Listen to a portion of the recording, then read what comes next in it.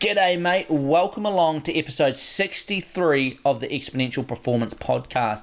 In this week's episode, Nick and I have a bit of a debrief on what we have been up to in our own personal training lately. Nick also jumps into a segment regarding glutamine and how that can help your performance, strength, and immune system. And in the Harden Up project, we talk about going to extremes, and it's not about how we apply hardening up to those extreme times, but also more on a day-to-day basis. Let's get into it. Welcome to the Exponential Performance Podcast. Join sports scientist and performance coach Matty Graham to find out how to train smarter and maximize your performance no matter who you are. Alrighty, mate, g'day. Welcome along to episode 63 of the Exponential Performance Podcast. It feels like it's been a while since I was sitting down with Nick last. So, mate, it's good to have you here. How you doing? Yeah, good, thank you. I was thinking the same thing this afternoon in preparation for this. It's been a while since we've chatted face-to-face on camera. Yeah, we've had a couple of interviews in the mix there, and we've sort of fallen off our regular schedule, but we're back in the game. Totally. What's been happening on your world, mate, in terms of training? What have you been up to? Training sort of into week 2 of a 3-week loading phase, sort of testing my hand at seeing how I can handle 3 weeks of load. Incorporated into that has been the first round of the cyclocross racing in Dunedin. And true to form, the course was looking fantastic, dry, fast and hard until about half an hour beforehand where it bucketed down for about 40 minutes. So it was sloppy, wet, muddy, and lots of people fell off. I was going to say, when you started describing it as hard, dry, what were the other words you used, fast, whatever it might have been, I was like, this doesn't sound like cyclocross in Dunedin or anywhere. No, we've had a very unusually sort of dry and warm May, especially. It's obviously turning the weekend of Queen's birthday coming up, so the weather's notoriously going to get worse from here on out. But spent a bit of time on the road for work as well, so I've discovered a new method of getting my training in by actually just taking my wind trainer and my bike with me and setting that up inside the hotel room and going for gold in there. So I do apologise if you end up in a hotel room beside me and all you can hear is the whirl of the wind trainer. I'm yet to be told off or kicked out, so fingers crossed. And the heavy breathing, or is that kind of normal for your hotel rooms? I hope it's not normal for my hotel rooms, so no, the sweating into the hotel towers is probably also not normal. And what are you training for at the moment? I am going to have a crack at the Cyclocross Nationals, which are in Christchurch in early August this year. So the Dunedin series, I think, wraps up at the first weekend of August, and then the following weekend will be the National series. So if you're heading along to the one in Christchurch, maybe reach out and give us a yell. If you've done the Nationals before, maybe reach out and give me some tips. It'll be my first full season on a cyclocross bike. So I've got a lot of intensity work to do between now and then to keep up. Absolutely. I mean, cyclocross, I think it's one of those ones as well where it's short, usually around an hour, right? Are the Nationals any different, or it's still an hour marker? I believe so, yep. Yeah. So it's like that hour mark, and an hour is like a really nasty time frame, because it's pretty much just hammer down the whole time. It's too short to start pacing yourself really and starting to get into that steady state. So it's just hard the whole way, and it's such a long time to hold on to that intensity. Yeah, it's a fantastic winter type of racing because it is so short in that respect as well. But it's a bit of a harsh reality coming into winter, thinking, okay, I've got to step up my anaerobic capacity and my sort of threshold work, when normally you're hunkering down and getting back into the gym and so forth. And those, like the courses as well, because there's so many turns or changes in terrain on and off your bike, whatever it might be, it's just always maximal gas coming in out of corners or over obstacles or up those hills that it's just a 1 hour of pure enjoyment, isn't it? It is. But there's such a sort of a sociable thing as well. There's a mixture of mountain bikers, road cyclists, and anyone in between. We on the weekend had a guy on an e-bike doing it as well. So they're good fun. People can watch because the courses are only a couple of k's long, and you're sort of doing laps that way. So they're really spectator friendly, a bit of fun, and very well supported. And there was about 160 odd people there on the weekend. Wow. 160 riders, are you talking? Yeah, including kids. So they had a kids race beforehand. Yeah, that's amazing. Yeah, it's a lot of people to fit into a 2K loop. Absolutely. I used to love the cyclocross series when I was in Dunedin as well. And it, like you say, it just made like a really wet, cold Sunday afternoon enjoyable to go and train, rather than thinking, I've got to drag myself out there. Yeah, exactly. So it's good. It's good that they've back started. Another one, not every second week now for the next sort of 8 weeks or so. So see how we go. Nice. I've been getting a lot of people messaging me, asking me, what am I training for at the moment? If you follow me over on Strava, you'll notice that ever since the Contact Epic that both Nick and I did, I have not ridden my bike at all. Literally, kind of cleaned it poorly, to be fair. The mechanics are going to love me when I take it in finally to get it serviced. And put it away in the garage and haven't touched it since. I've been doing not a lot of running. I have been doing some running. Trying just to build back into my running. I find, and I did this last year as well, I put the bike away after the last sort of summer event at the end of the year, and then don't really pull it out until September again. And then over the winter block, I really focus on strength work in the gym. At the moment, I am going through the strength programs in the Ride Strong program that you can check out over on the Exponential Performance Coaching website under the Ride Strong tab if you want to check that out. So working in the gym, developing a bit of strength again, because over summer when I rode the Great Southern Brevet, which is that 1,100 kilometre self-supported bikepacking event, I always find in my build-up to those and then the actual event itself is they just completely destroy my body. My knees, shoulders, forearms just get completely wrecked because I don't really keep much strength work in there during my build-up to those, purely because I find it hard to fit in because I'm trying to put in time on the bike. I prioritize that over my strength work.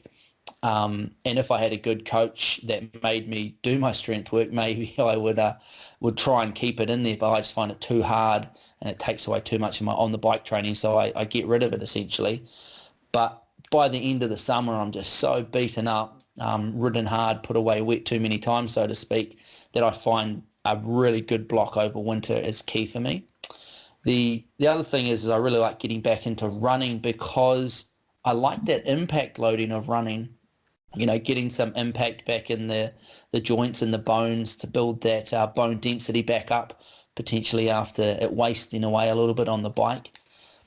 And also building up over winter this year, I'm looking forward to cross-country ski season after getting into it last year. So running hopefully is going to transfer well to that. And again, shorter days, colder temperatures.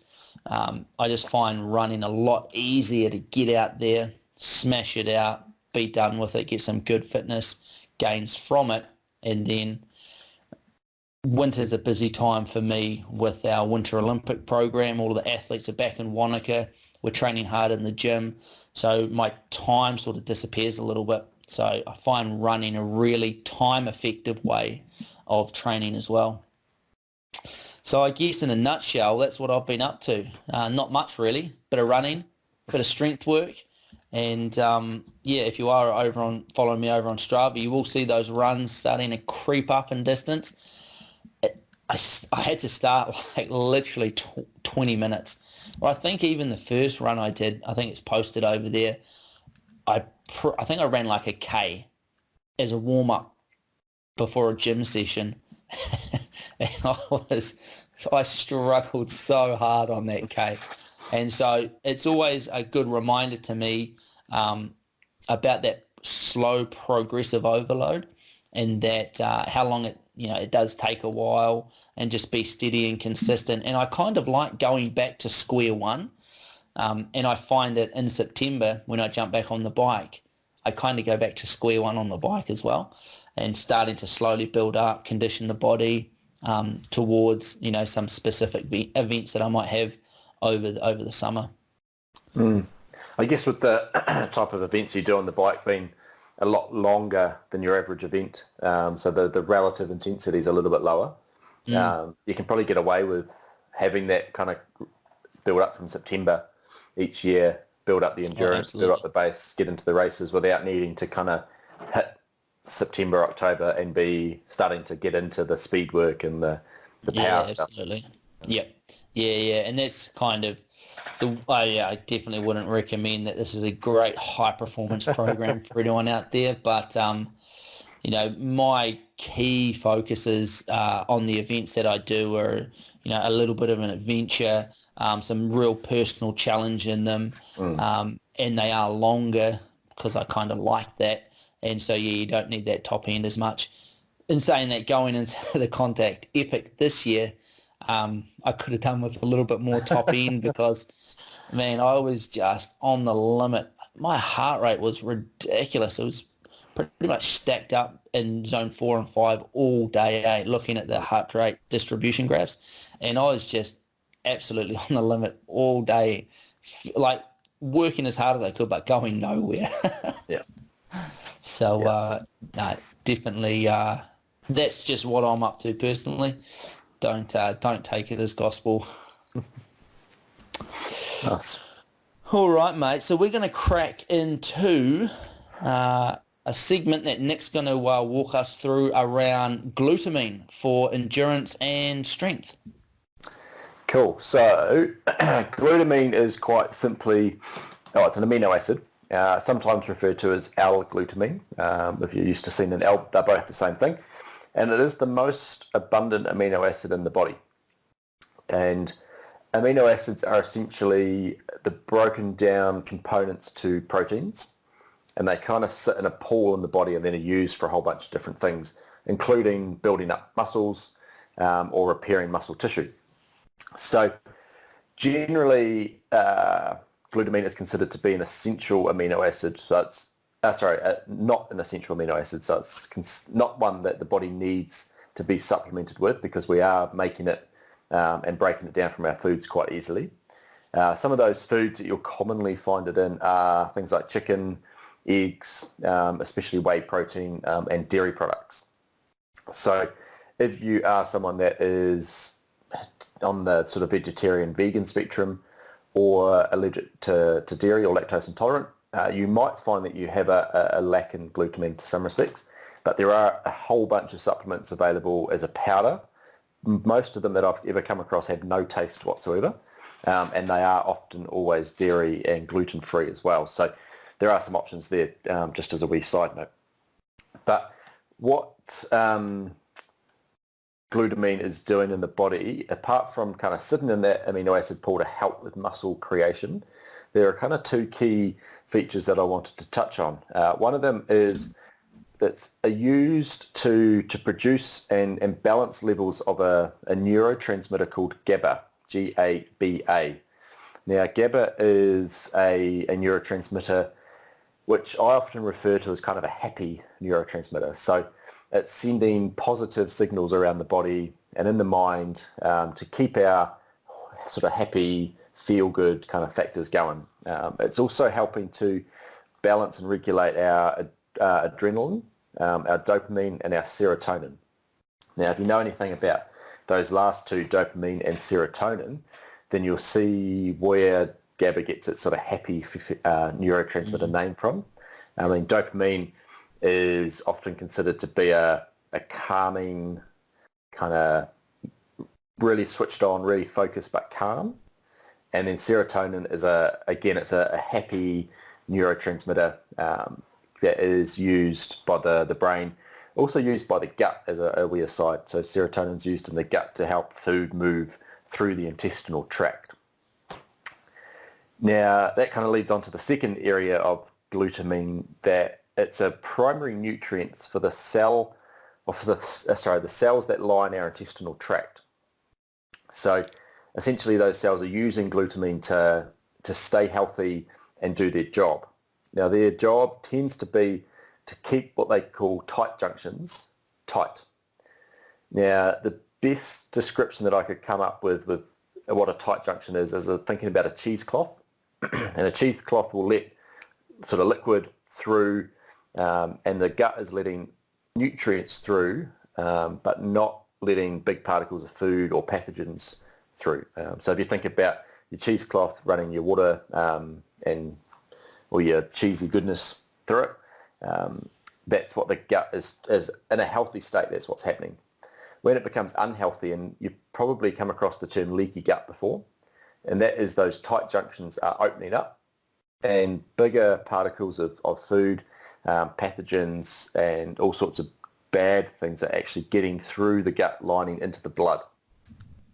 Once they are in the blood, they are triggering the immune system to respond. They're causing inflammation, and they're often leading to food intolerances and things like IBS. So people that have a gluten intolerance or a sensitivity tend to have some sort of leaky gut as being that initial cause, letting gluten particles through, and that has caused the body to essentially form antibodies towards the gluten, and the body starts attacking them every time they're present in the blood. So therefore you get this heightened immune system response, more likely to get sick from it, and you get a lot of inflammation, a lot of bloating, and so forth with it. Most of the time from the research, they do suggest that healthy individuals that are eating a really balanced diet with an adequate protein level are getting adequate amount of glutamine in the system. Yeah.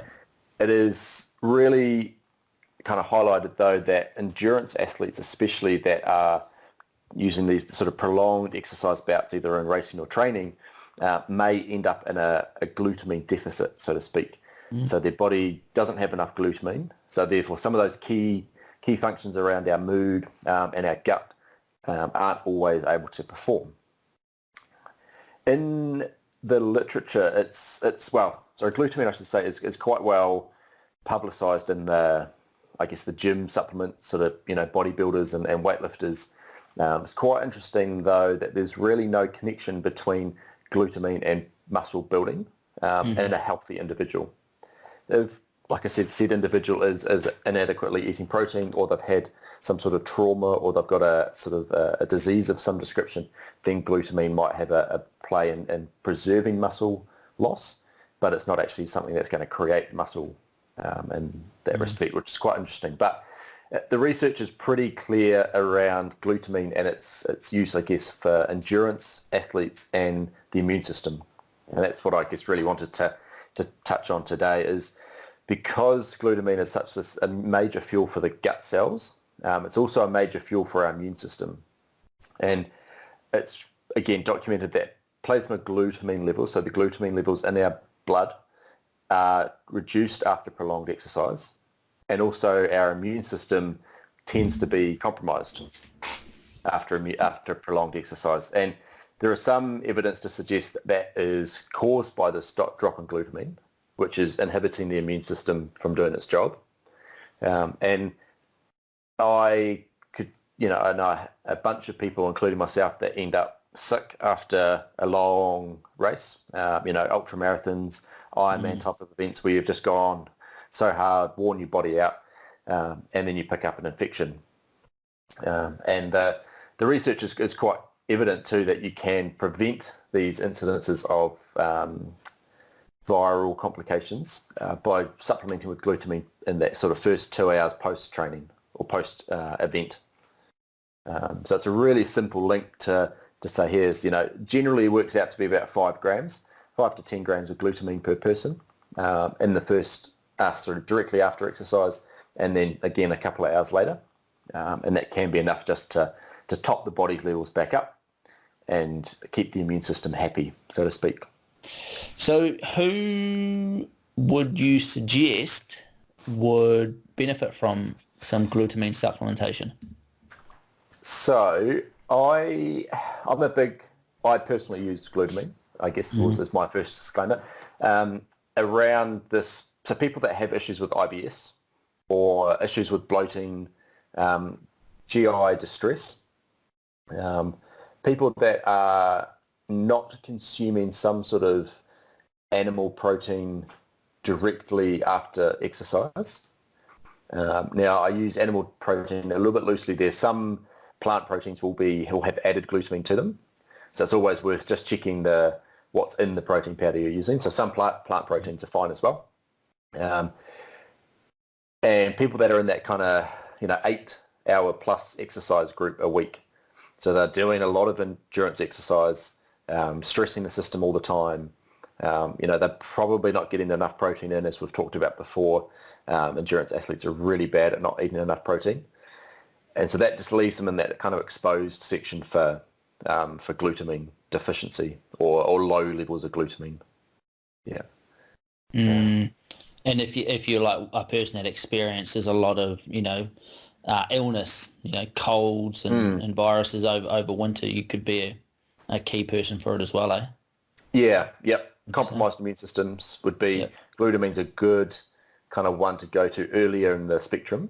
There's a lot of stuff out there now around gut healing, is a sort of a buzzword, but glutamine is probably one of the most common used products in the gut healing process to help reduce the inflammation, reduce the immune sort of stimulus that frees up the immune system to do its job in the body. Yeah.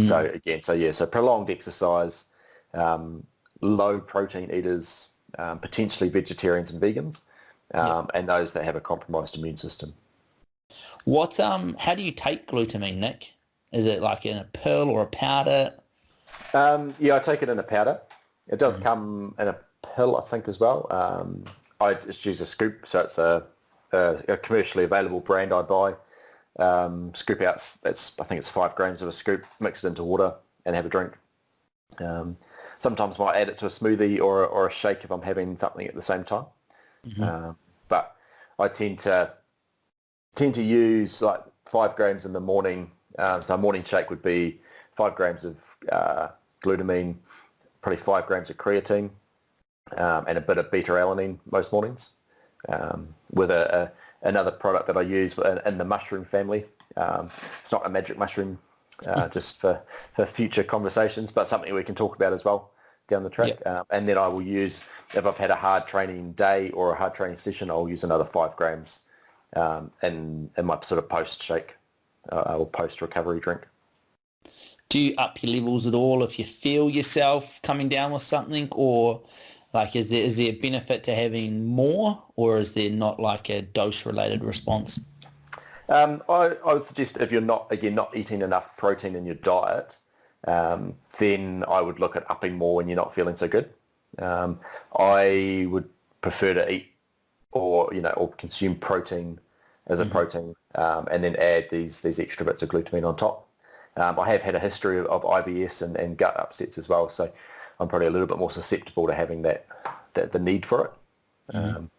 But I'm a bigger advocate for upping things like olive leaf and echinacea and so forth if I'm starting to feel a bit run down, and then keep those sort of key nutrients at the same sort of level throughout. Yeah, okay. And again, after big events as well that have been pretty taxing, because it's almost like it's the rule, not the exception, that after a big event you get sick. Or in my experience anyway, I'm always surprised, and I always kind of wait for it to hit me. Yeah, and I guess it's a kind of a way to say that it doesn't have to happen. Yeah, there are ways to support your immune system. Obviously, you've got your traditional vitamin C and zinc combinations, and there is some controversy around how soon after you need to take that. But if it's a big race for the year and you don't really have anything else coming up in the short term, you kind of just want to bombard your body with everything to support itself. You've put it through the ringer, especially to the level that you do, for the multiple days on end. Your body's just screaming for some key nutrients, and glutamine, being that biggest amino acid in the body, is really in need of some support. Yeah, absolutely. And I always sort of go on the opposite idea that, the big events out of the way with. Who cares if I get sick now? But if you can avoid being sick, it's ideal, isn't it? Because Totally. it's not just the race that we're impacting. No. And also leading into races, that's quite an interesting thing, or another interesting window that would be quite useful, because leading into a key event, you almost become a little bit paranoid, don't you, about, I just got to hold on now, I can't get sick before the day. So I always, I'm a big supplementer in those days leading into a race with, vitamin C and zinc and that sort of thing to try and support the immune system so that I don't get sick before the race, but never thought about glutamine actually, so it'll be added to the list. Yeah, certainly worth giving it a try, especially if you have had issues with bloating and sort of unrelated gut issues to consuming a bunch of gels type of thing in a race. So that is a difference in itself. If you've got day-to-day kind of bloating and GI distress, then you might have some sort of leaky gut to some extent going on that you need to heal up. Nice. Is that a wrap on glutamine? I think it is. There's bound to be some questions that arise, so fire them through and we can cover them off next week. Excellent. Perfect. We're going to crack on now, and we're going to crack into the Harden Up project for this week.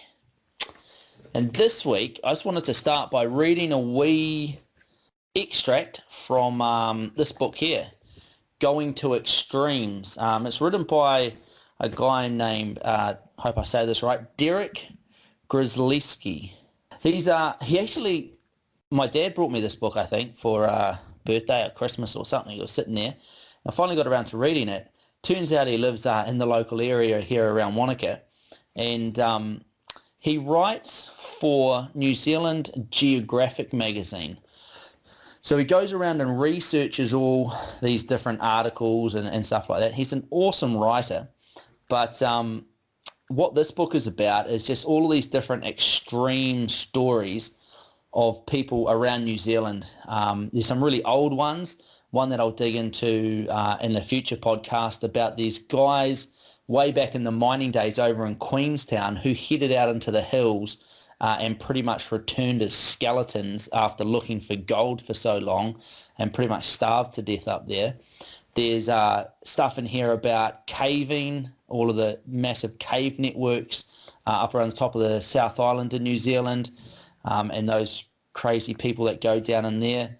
Really interesting stories about Jean Batten as well, which I definitely will dig into because she was an absolute legend. And I never really knew too much about Jean Batten, but national hero, that you don't really hear too much about.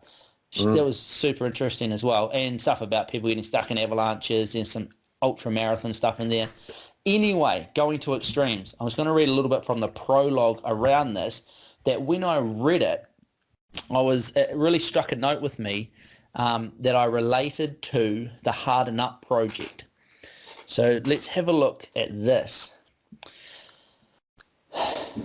Extreme has become a much overused, almost meaningless word in these days, and combined with an epidemic of celebrity worship, reinforces the idea that going to extremes is surely the domain of others, the greats, and never ourselves. Yet the extreme is a highly relative concept. To a Himalayan guide, climbing Mount Everest again may be all in a day's work. But for someone recovering from a heart attack, even a short jog can be an extreme effort. I once spent a day with a Feldenkrais therapist who worked with post-stroke patients, helping them to regain their basic faculties. After their neural networks had been partially fried by a stroke, which could erase neuromuscular memory and pathways for even some of the most basic functions, these patients could take weeks, if not months, to relearn to move their fingers, speak, begin to walk. If that's not going to extremes, then what is?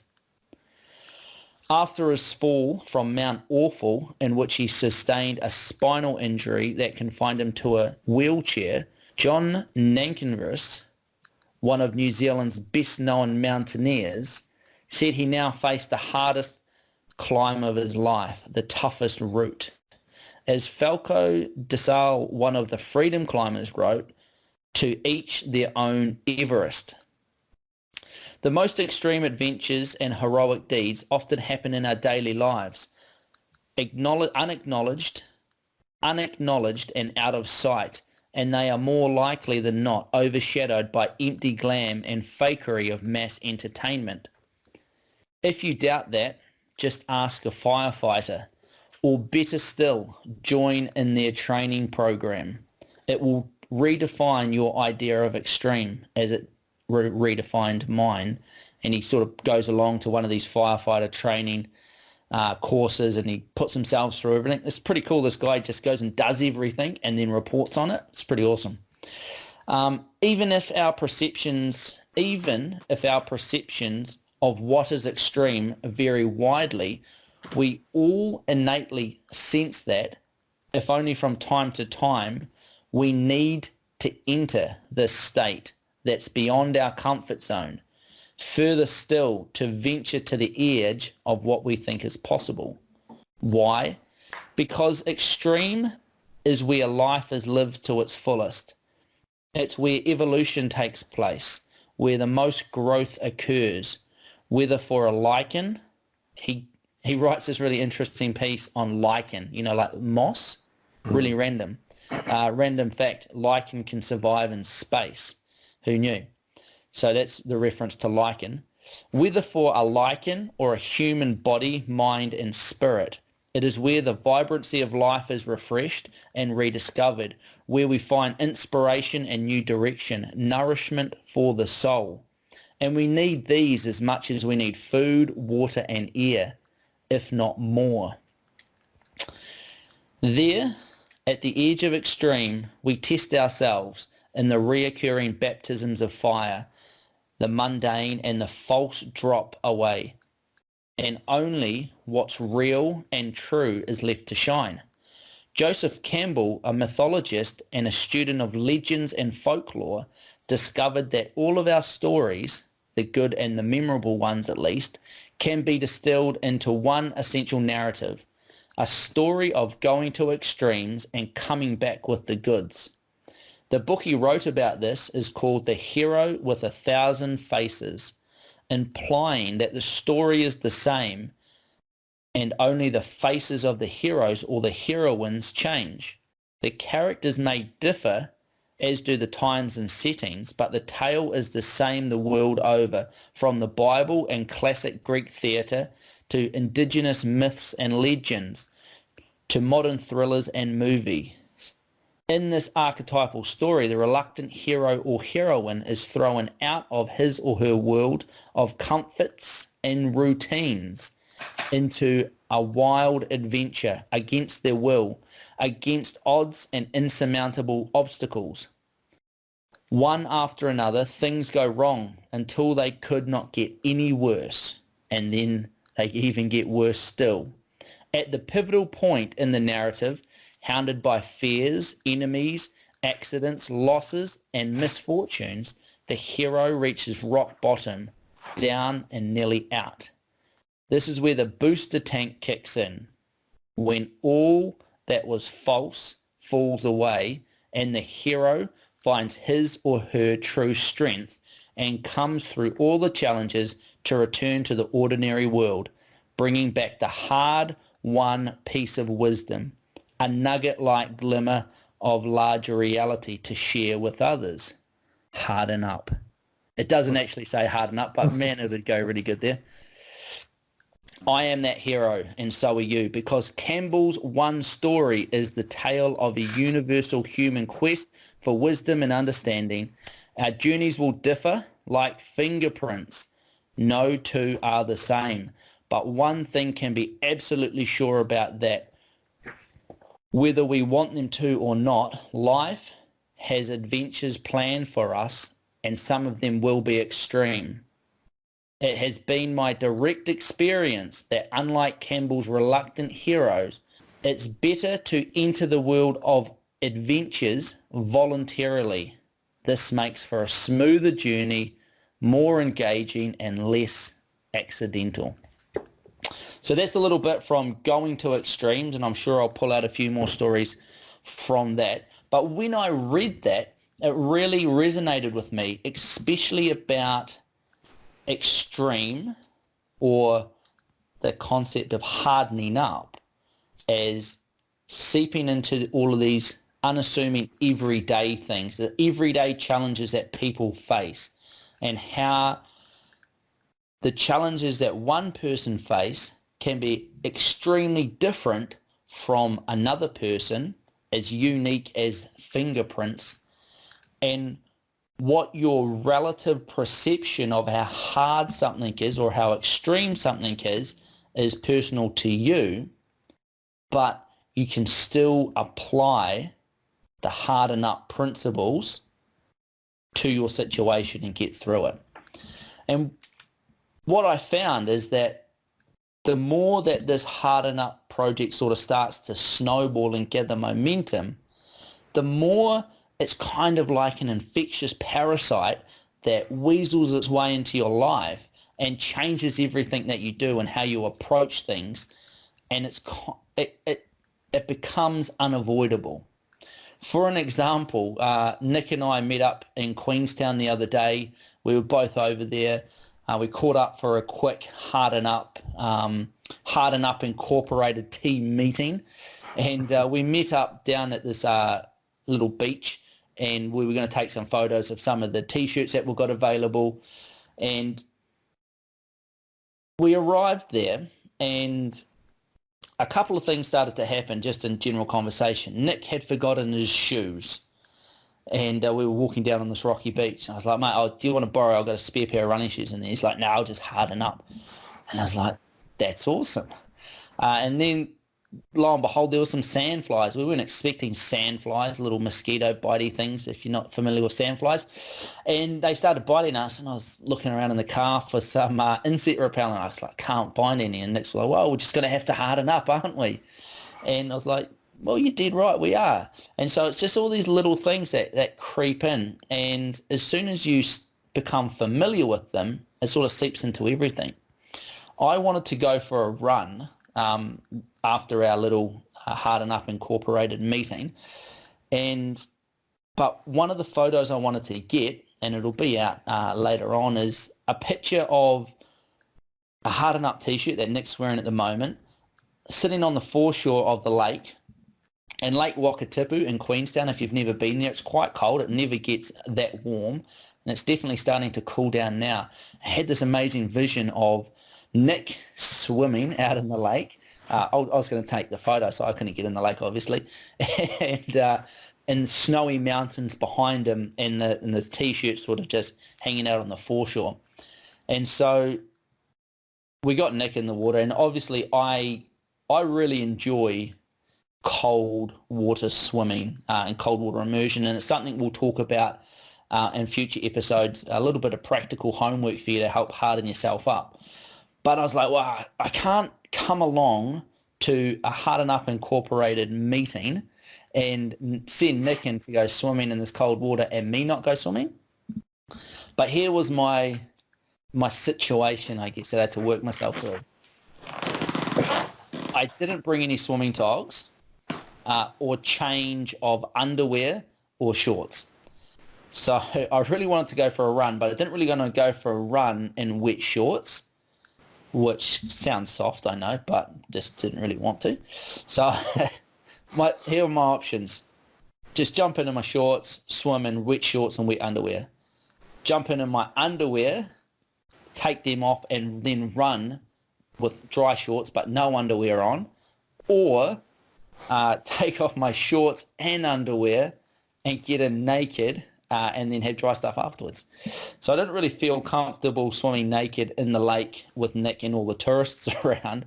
So I went in my underwear anyway. So then I ended up having to go for a run with no undies but dry shorts. So it was a little bit uncomfortable, to be fair, but it was that cold, didn't really matter too much. So this has gone completely off topic. But again, it just came back to that mentality of harden up. Harden up and get the job done. It doesn't have to be big, epic adventures or extreme things that go on. It's just those little day-to-day things that really makes you think, I'm just whining here. I'm just complaining. And I really like the saying that, so if you point out a problem with something, you don't offer a solution, then you're just whining about something. And that's not cool. No whining allowed. That's one of our house rules, no whining. I don't follow it all the time, though. So it's all about those little day-to-day things that you can harden up. And like I said, it sort of infects your life like a little parasite, especially when you start wearing a harden up T-shirt. I don't know about you, Nick, but when I wear my harden up T-shirt, instantly the level that I hold myself to goes up like threefold. And it's not because it comes back to that concept of you're not wearing the T-shirt to tell other people to harden up. You're wearing the T-shirt as a reminder for yourself. And I really like wearing it at the gym because it's whenever you see yourself in the mirror, it's just a reminder to harden up and push through it. Even though it's starting to hurt, even though, you're getting tired, it's harden up. If you're wearing it out for a run, again, it's just that little reminder. There's a little run around Wanaka that I do up over Mount Iron. And there's heaps of people, especially in the middle of the day when I get out for a lunchtime run. But if I'm wearing my harden up T-shirt, there's my performance just goes through the roof. There's pieces on there that I run way harder because there's people coming down towards me and they see, they can obviously see my T-shirt and I'm conscious of it because I know I've got it on. Maybe they don't even see it. But all of a sudden, you're pushing harder on bits that are quite steep and you'd probably be, easing back a little bit, but you just keep the hammer on because it's that next standard you hold yourself to because of that harden up principle. I've rambled a lot around that, Nick. First of all, what did you think of the little extract from Going to Extremes and how it relates to the harden up principle? Yeah, I think it's a good... what do I think it's good? I think it's a good talk around the word extreme because extreme tends to get portrayed as it has to be something mega. Like you said, it has to be an ultramarathon or it has to be 2 ultramarathons back to back and it has to be, 1,000 Ks on a mountain bike. It can't just be, the 60-year-old lady that lives next door to you who's just completed a lap on her bike or just completed a lap running, jogging around the block. Because that's for her is extreme. And it should be something that we celebrate and it should be a high five, man, that's awesome. But we don't because we kind of, it's just a lap around the block, Good on her for doing it, but it's not extreme. But for her, it could be the biggest thing she's ever done. Mm-hmm. And I think, obviously, we're a training podcast and we talk a lot about exercise, but one thing for me in the last few weeks is I've really tried to force myself to read a fiction book every night before bed. Just so happened that the new Jack Reacher book came out, and for some reason I have Jack Reacher books I can pick up and I can just read and I don't want to put them down. And I don't get like that with all books. I thought I'll start with that and then build up from there. But I've really enjoyed reading and I kind of wait. Cool, it's 9 o'clock or it's time to get into bed and do some reading. And for me that was just about just making hardening up and actually doing it because I talked about doing it for such a long time. Or in my mind I was like, I really wish I was a reader and doing more reading, but you just got to do it. You got to start somewhere. You got to grab the book and you got to read. Exactly. I don't know if you can see it on the camera, but the harden up sticker. Oh yes. On the back of my phone cover, and so everywhere I go, especially during the day when I'm working or I'm out training, I've got my phone in my back pocket. I've got it there, and it's subliminally I can feel it if I'm holding onto my phone, or I see it if my phone's sitting upside down. And it's just a wee, like I said, a wee psychological thing, a bit like the T-shirt. Just ticking away there, just reminding you, just, pull your shoulders back, stand up and hold your head high and be proud of who you are, but then keep that kind of goal in mind and keep pushing. And so I think it's been good for me from that realization, okay, you've got to accept where you are now to get to the next point. If you're always at this level criticizing, critiquing, you're not fast enough, or you're not strong enough, or whatever it might be, then it's really hard to keep pushing to the next level if you're not content and not happy with where you are. Yeah. So it's been a slightly interesting kind of mix of uses, I guess, for me. But it's been really cool. Yeah. Interesting comment that you made. Like, I wish I was a reader, which is so hilarious that, what is a reader? Someone that reads. How do you become a reader? You read. Do you know what I mean? Like, I wish I was a reader so I could read books. And it's kind of like that concept. I wish I was harder, or I wish I could do this, or I wish I could, I wish I was a runner. I wish I was a biker, or whatever it was. The first step to all of those things is just doing a little bit more of that thing. Wish I was a runner. Put your running shoes on. Go out for a run. You're a runner. Well done. Tomorrow we're going to run a bit further. I wish I was a reader. Go pick up a book and start reading, and it's that same thing about for the Harden Up projects as well. As there's always these thoughts, and thoughts are great, but it's the action that follows them, eh? Like, I wish or I need to go and do this. Do you always hear people like, oh, I really should do that. I really need to do that. First step is to go and do it, or some of it. And often that's the hardest part, isn't it, is taking that first step. And one of the things about the Harden Up project, I have loved seeing how it's kind of creeping into people's lives. And it fires me up so much to see it. Like, you, for example, like, I see it. Like that time that we met up in Queenstown, it was just, you were all over it. It's just, you're calling me out on everything. Oh, harden up this, we just need to harden up. And in your post on Instagram and on Facebook, you've got the trainer in the back of your car. There's no more excuses anymore. As soon as you embrace the harden up concepts, the excuses essentially disappear because you're just holding yourself accountable for things. I really, really like that for myself. Like, this all pretty much comes from just me trying to hold myself accountable, sharing with it a few other people, and it's gone crazy. I've been getting so many awesome tags on Instagram and people's Instagram stories. I try to reshare them as much as I can if people are happy with that.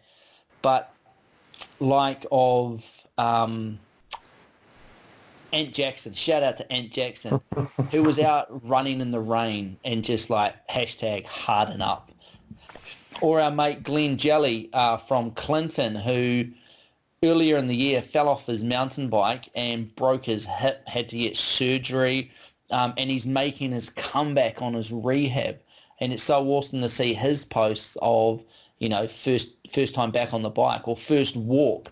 He's just taking all these little steps, and the harden up stick is stuck on his handlebars or, on his window in front of his trainer.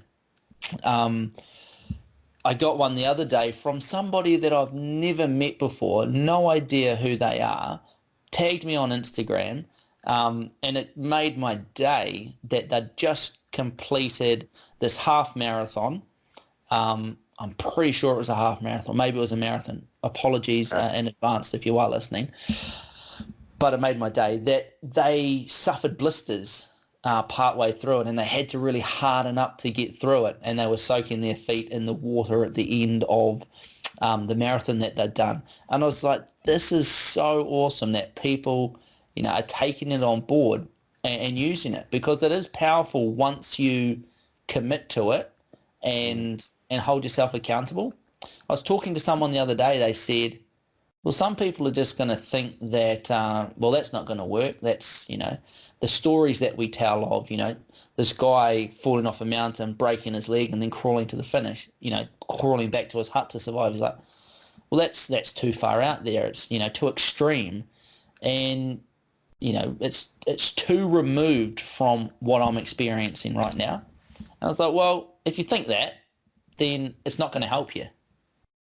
But if you can make that connection of, Douglas Mawson, his feet falling off in Antarctica, and if you can make that connection of, oh, I've got a blister, not that bad because my feet aren't falling off, or if you've got, chapped lips, wind-burnt lips, and you think of, Douglas Mawson, his face was essentially falling off, the inside of his mouth was peeling off because he'd been out in the Antarctic environment for so long. If you can make that connection, there's no reason why it can't help you. If you can't make that connection and just fob it off saying, it's too hard, then it's not going to help you, obviously. But it comes back to you essentially at the end of the day, and to do that. So if you do have harden up photos of yourself out there hardening up and getting the job done, tag us in them over on Instagram. Our handle is Harden Up Inc, as in INC, Harden Up Inc. So either hashtag Harden Up Inc, hashtag Harden Up, or at Harden Up Inc. I'm about to start sharing a series of photos over on Instagram about, the idea is sitting down with the person in the photo and then just giving them your sob story of what's going on. So I recently released one of old school Tour de France riders riding through flooded streets during the Tour de France this year, with the idea of just sit down with these guys and just have a little bit of complain about how wet your ride was today, or how cold it was, and cold and wet because you went out in the rain, and these guys are riding through flooded streets, Or I recently released one of Douglas Mawson, the guy from episode 53 that, trekked 300 miles and then his dogs all died and friends fell down a crevasse, and he's got to get 300 miles back to his camp in Antarctica on 2 weeks sledging rations. Just take a moment to sit down with Douglas Mawson and tell him about how sore your blister is, And what's he going to tell you? He's going to tell you to harden up because his feet were falling off. Or the guys that are riding the Tour de France, harden up because we've been riding through rain for the last week. So it's just sitting down with those people, making that connection with them and just telling them your story. Because it's not about me telling you to harden up. It's about you being able to make that connection, make that comparison with other people. So keep an eye out on the Instagram page and on Facebook as well. Just created a Facebook Harden Up page, and it's just Facebook/Harden Up Project. Harden Up Project. And on Instagram, we are at Harden Up Inc. Harden Up Inc. So I look forward to seeing how everybody is digging deep, pushing a little bit harder, and just hardening up when it counts the most, whether that be on a day-to-day basis or whether that's when the going gets really tough on those big, epic, extreme adventures that you're out doing, those hard rides, those hard training sessions, whatever it might be, whatever your extreme is. I think hardening up can only be helpful. Nick Taylor, thoughts? I don't know if I have too much more to add to that, other than I have seen, like you said, some of those stories that have been coming through on the Instagram stories, and they're cool to see people out there doing stuff that in their mind is the application of the harden up. Don't know if I'd class the Ant Jackson one as the -9 in the middle of a balmy May summer. But that's all right. Ant Jackson did want a shout out this week, and he'd already hit me up about that, so I'm pleased you snuck it in there. That's brilliant. So, but you see, when a person is so soft and going out running in the rain and a little bit cold, -9 or not, alleged -9 we'll call it, it takes a lot of hardening up. So old mate Ant Jackson did have to dig bloody deep to get out the door that day. And so remember, it's all relative. Just because, Nick, you were out there running around in -9 loving it doesn't mean everyone else does. And I imagine that he was probably a little sleep deprived as well with the new one in the house. Yes, and that might be a better application of the Harden Up project for him. Absolutely. And the fact he's just built himself built him and his family a house. He's got a few things going on. He does. But getting out the door can be the last thing on your mind to go for a run when you got all those other things going on. So harden up, get out there and get stuck into it.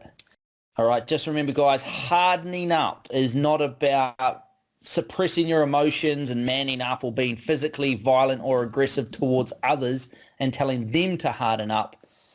It's about you developing that understanding that no matter how hard something gets, no matter how cold it is, wet, hungry you are, scared, frustrated, tired, or that you've got no more to give, you still have more. How do I know this? Well, I know this because all of those other challenging situations that other human beings, people with largely the same DNA as you have got through, whether that's extremes of temperature, if they're in the Antarctic, in the desert, if they've fallen off a mountain and broken their leg and have to crawl 9 miles back to their camp, whether it be cycling in the Tour de France back in the 40s when you've got a single speed and the hills are endless and the roads are rugged and it's flooded. Whatever it is, you still have more to give. All you have to do is harden up and get on with it. If you would like to support this podcast, it would be greatly appreciated and really helpful if you can head over and give this podcast a review and a rating over on iTunes. Takes all of a minute or two.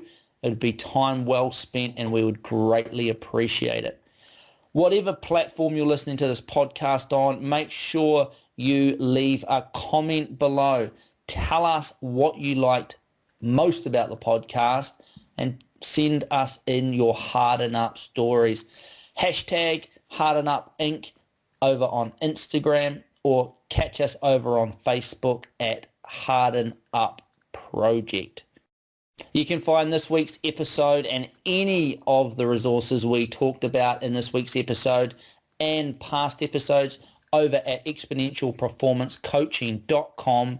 This episode will be under exponentialperformancecoaching.com/63 for episode 63. If you've got any questions, any topics you would like us to discuss on future episodes, send them through to us either via email, via voice message, or a direct message over on social media. Until next week, get out there and train hard, but most importantly, train smart. We'll talk to you next week.